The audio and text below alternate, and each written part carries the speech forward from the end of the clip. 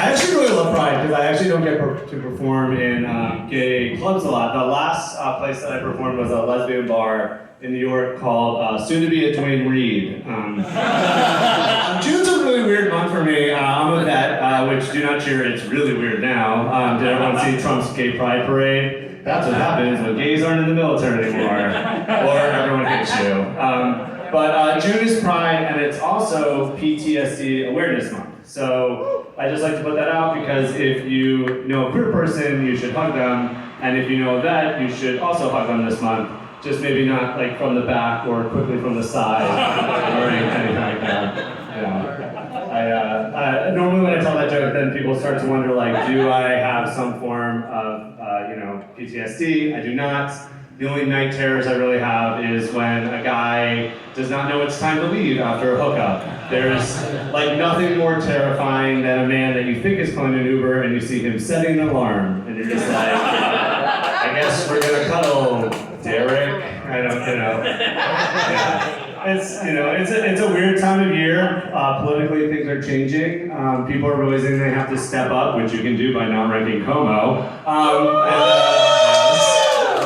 But it's really crazy because 55 years ago today, depending on who you talk to, a drag queen or a black trans woman or a biracial lesbian or a swing sex worker or an old man who was upset about Judy Garland, or according to some movies I keep seeing, some attractive straight dude picked up a brick or a rock or a punch and started us down the path so that a few weeks from now we can all get free burritos from the Chipotle float.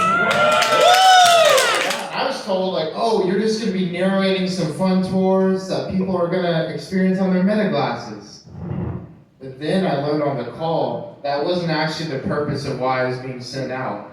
It was to secretly capture strangers' faces for AI facial recognition technology. Wow. And the most depressing part about it is like, alright, Loki, I would have done that shit, but they were only offering $5 an hour. If I were to be a criminal, that's criminal. If I were to be a criminal, I want the criminal rates. Like, give me the gangster money. What the hell? Like, why am I only getting $5 to do some mafia shit? I don't know.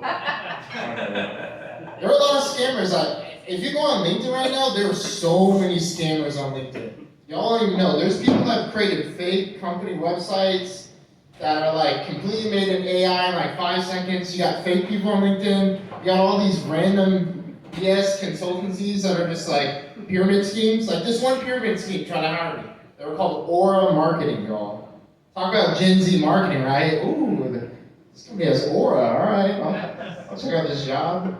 I should have noticed the first red flag because I got offered an interview 2 minutes after I applied, y'all. And I show up on the interview, and the person who's interviewing me is interviewing me from their car while they're driving. And they still managed to do the Google slide presentation about the pyramid scheme. Like, you're gonna bring 5 people, they'll bring 5 people, they'll bring 5. Eventually, I confronted him at the end of the call. I was like, I feel like this is a pyramid scheme. I feel like you're scamming us. And then he just started crying. He's like, I ain't scamming you.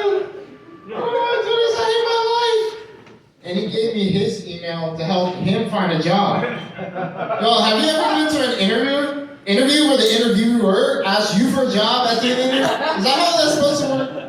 I don't know. I feel like bodega cats are the whores of cats. You walk in with your money, you rub it a little bit, and you get the fuck out. All right. A little bit about me. I am mixed. I am half Mexican and half Scottish. Thank you. You can tell that I'm Mexican from my last name, Estrada, and you can tell that I'm white by the way I pronounce guacamole. So, yeah. No, but being mixed is interesting because it comes up in conversation in weird ways. I was talking to my friends about the musical Hamilton, and I let them know that after my grandmother saw it for the first time, she went home, bought the CD, and listened to it over and over, so the next time she saw it, she'd be able to understand what they were saying. My friends were like, Eddie, that is so beautiful. Is that because English is her second language? And I was like, guys, I am so sorry. This is my white grandma. She just does not understand raps. And I'm sorry if that was weird for anybody. That's why I tell my grandparents apart. I have my white grandma, and then I have my dead grandmas. Makes it real easy. My full name is Edward Joseph Estrada Jr., named after my dad, but that wasn't supposed to be my name. I actually had a twin, but I ate it in the womb. I'm a Scorpio, obviously. Yeah. No, but eating your twin in the womb sounds crazy, but it is a real thing, okay? It's called disappearing twin syndrome, alright? Medically speaking, it's when there are two embryos in the womb, and Tyra Banks comes up and goes, I have two gorgeous, talented, and inspiring fetuses in front of me, but only one ultrasound in my hand. The baby whose photo I'm holding will be the Estrada's first child. The other must pack their bags and leave. And I won, so thank you. My wife, her name is Zara. Not that Zara, otherwise I would be really retired. Or some of you would be boycotting me. Now, that time we had one child and both of us were going to grad school, business school at Berkeley. So in other words, both of us are pretty smart.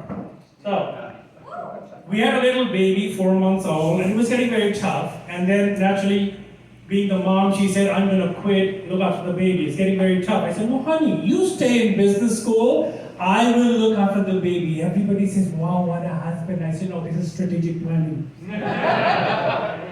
Today she's making the big bucks, so I can do comedy.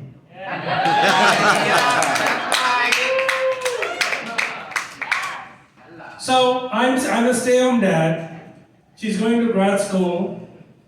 And it's a scary feeling when you're alone in the house with a 4-month-old baby. And she's gone for 3 days.